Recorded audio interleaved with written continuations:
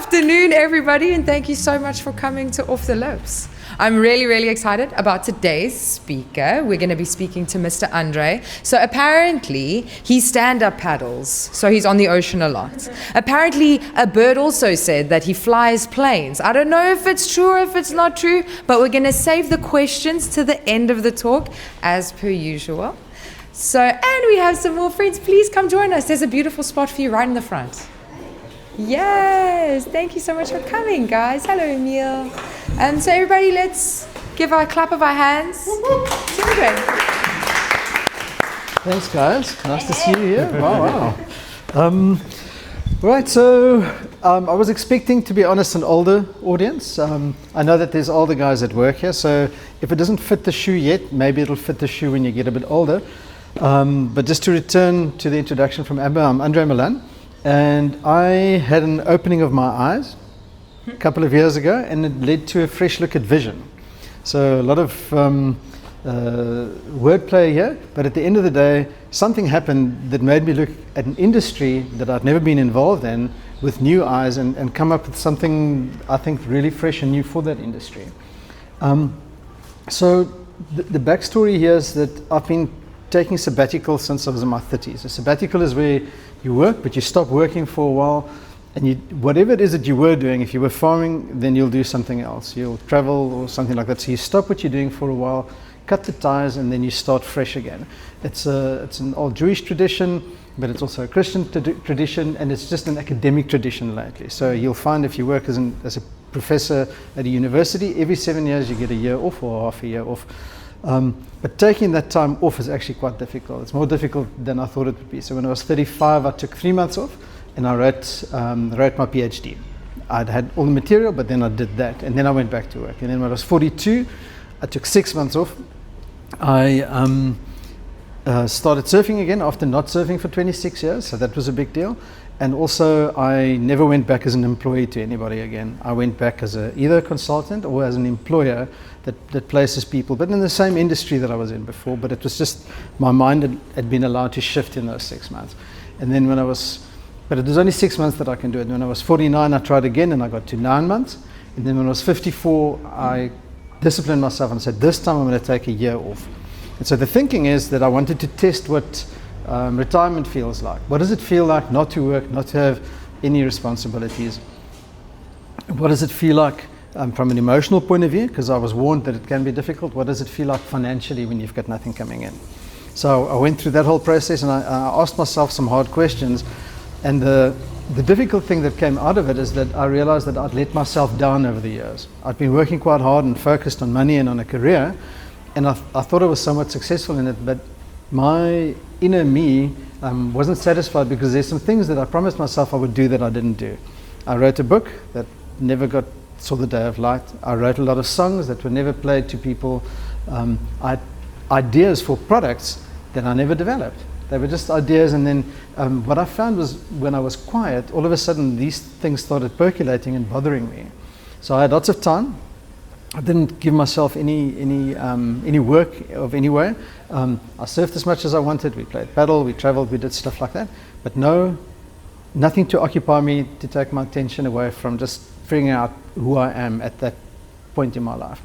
And so I had to say to myself, if I've got a couple of years left, maybe 30 years, but they're not strong years. I maybe have 15 strong years and then 15 years where I'm not going to be strong. So if there's stuff that needs strength and commitment and energy from my side, I have to do them now. And then when I came out of that year, I said to myself, I'm not going back to work to make money, because that didn't satisfy me in the way that I hoped it would.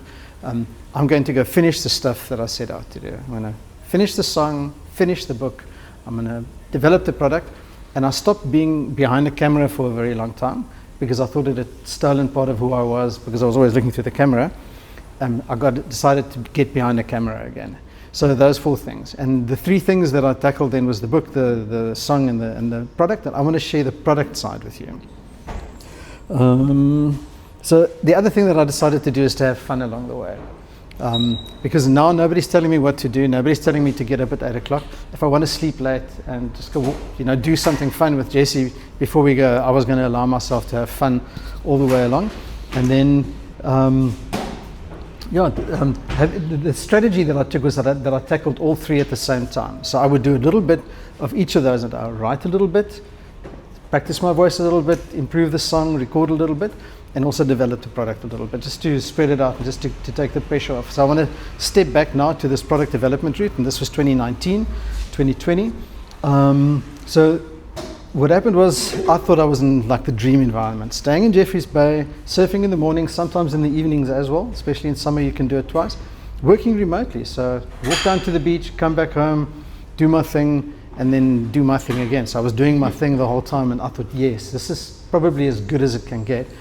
And then my eyes started going backwards. I started becoming, I got dry eye disease. So the symptoms of that is typically that you sit in front of your computer and you don't blink long enough, and all of a sudden you realize, okay, I haven't blinked for like 5 minutes, so your eyes are slightly irritated, they feel gritty, and it got worse.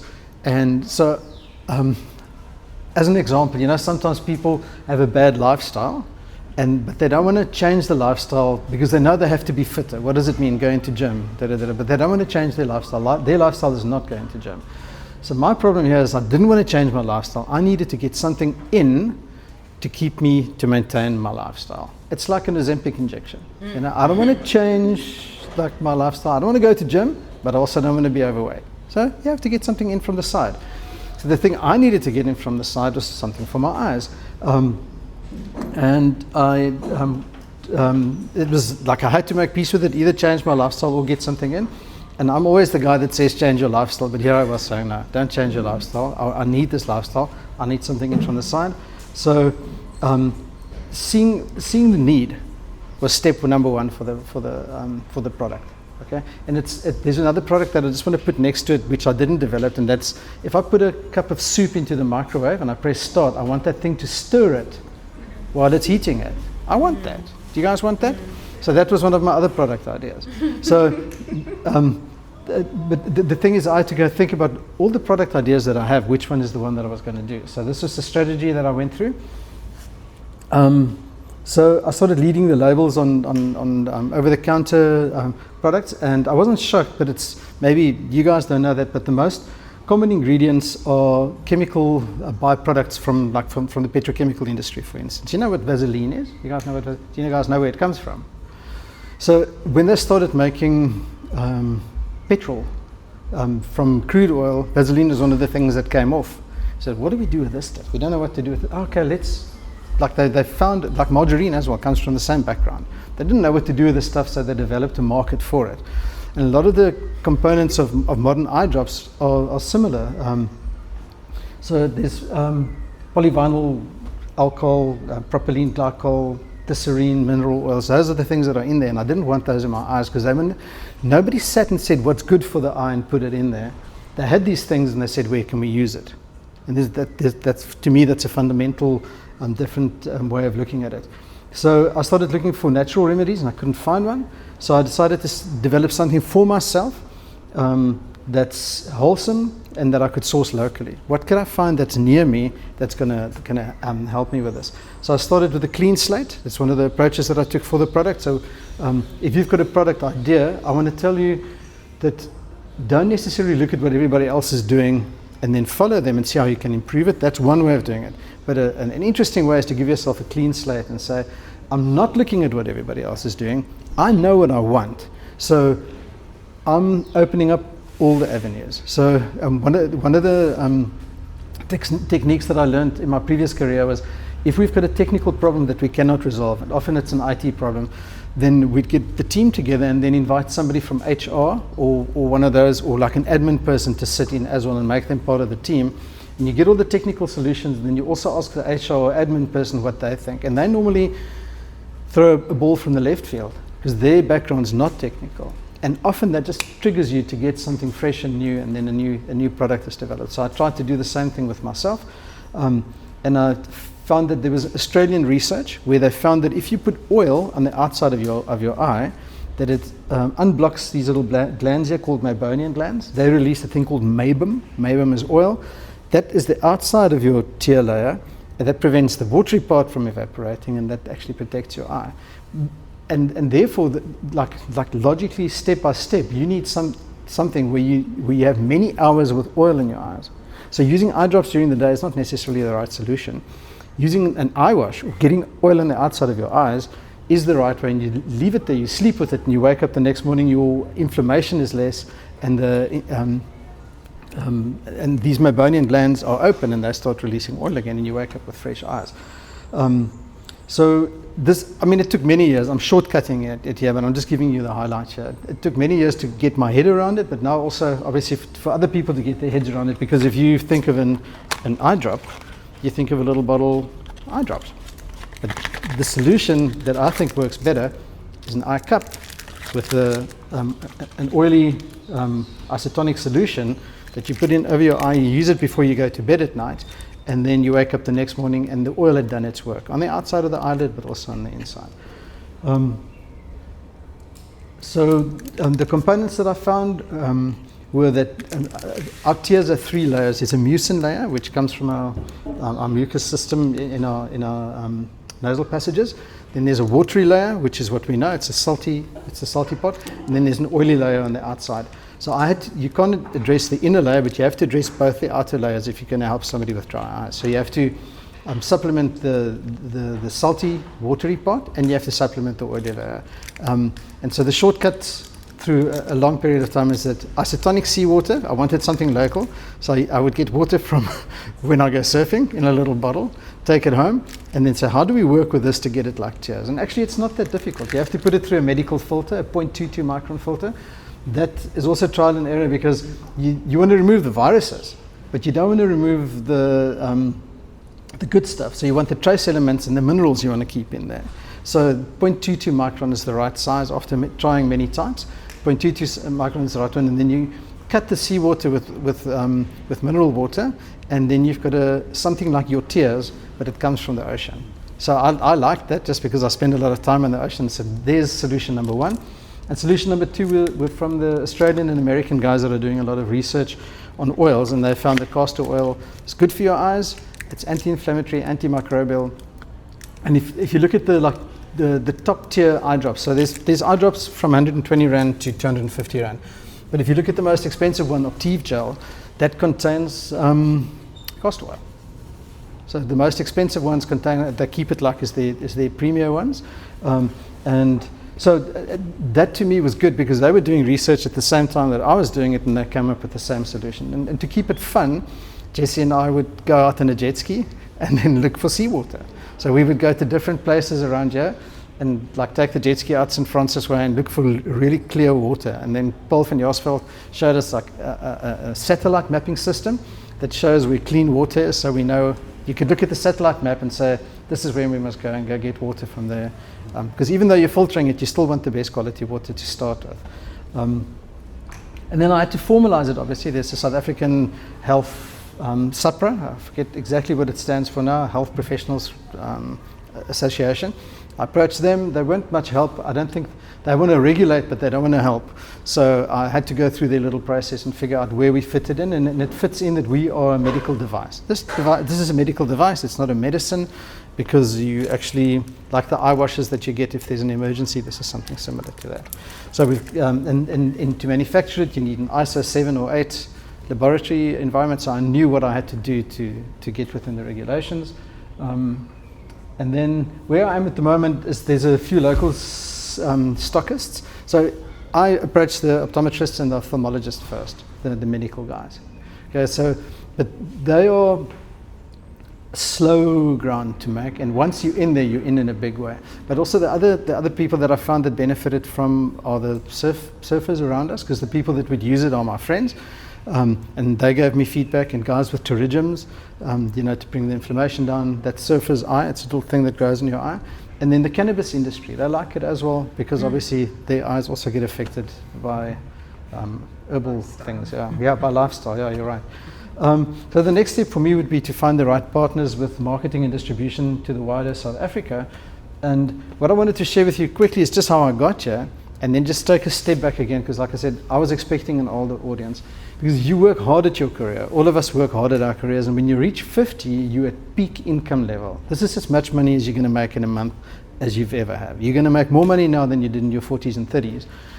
And if you're going to take time out in your 50s, you've got to make sure that it's worth your while. Because if money is important to you at that stage of your life, maybe you've got kids at university or whatever, then I'm not saying stop that and rest. But if you, like me, find yourself in a situation where you do it, then the big thing is to ask those hard questions, find out what's important to you, and then sacrifice the money, because that's literally what you have to do. Take the year off, and like I wrote there, rest, get fresh, and then go. I don't know who's close to burnout, but apparently burnout takes 3 years of rest to recover. Wow. So I'm on year 3 now. So if I had burnout, then I'm pretty close to being there. I'm feeling fresh, I'm feeling energetic. But if anybody's considering doing something like this, this would be the strategy that I've given it some thought and said, this is literally what you have to do. Rest, get fresh, go. Do you guys have questions?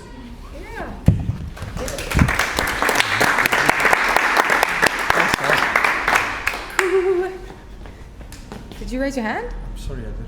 Oh, I'm so sorry. I saw one of these. Thank you.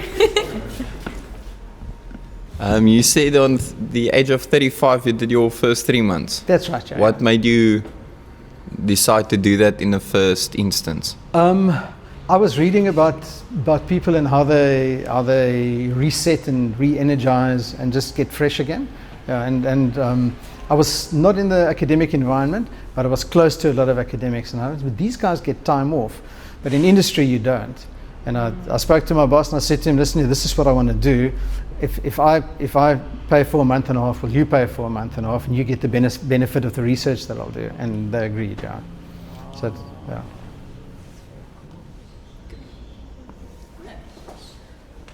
With a product like this, would you say like prevention is better than cure? Like, do you think it works to that extent of like, if you are younger and you realize like, okay, maybe this is something like once a month I should use more moderately to prevent it at a later stage, or? I think it's a good question. I've done a lot of research on eyes and how we get to where we are with dry eyes. And I'll say this to you, that the main contributing factors are age. And that's second, and the first contributing factor is screen time. So computers and phones. So if you want to do a preventative action, you must cut your screen time down. That's the big thing. Yeah. Because I thought it was exposure to elements that caused my dry eye, but there's so many people that have dry eye. It's the number one eye malady in the world at the moment. There's literally tens of millions of people who've got it, and that's why there's such a lot of effort going in from the medical industry to see how they can address it. One of the nice things that we don't often see unless you have it is they've got a thing called a wipe. Have you seen the eye wipes? So they make a wipe that also contains castor oil, and then you wipe it over your eyes. Some of them contain castor oil, some contain something else. So people are starting to think about it differently, see how they're going to address it. But the big prevention that you can do is less screen time. How does screen time cause dry eye? It's definitely the light that comes from the screens. It's not healthy for your eyes, for one. But the other thing is, when you focus, you tend not to blink. And so what happens is your eye stays open for longer than it should, because normally you would blink a lot. But now you're sitting in front of your computer or you're looking at your screen and you're not blinking. And so what happens is the oily part it sort of pulls away slowly. Because there's over the sclera, which is the white part, there's the tear film, and the outer oily layer is the one that sort of that dries up, and then the watery layer is exposed. And then and when the watery layer starts evaporating because the oil layer is not there, that causes the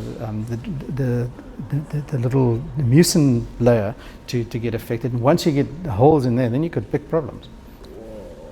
Luckily, that won't happen. It won't happen while you're young, while you're your age. But yeah, the big prevention that you can do is lessen your screen time.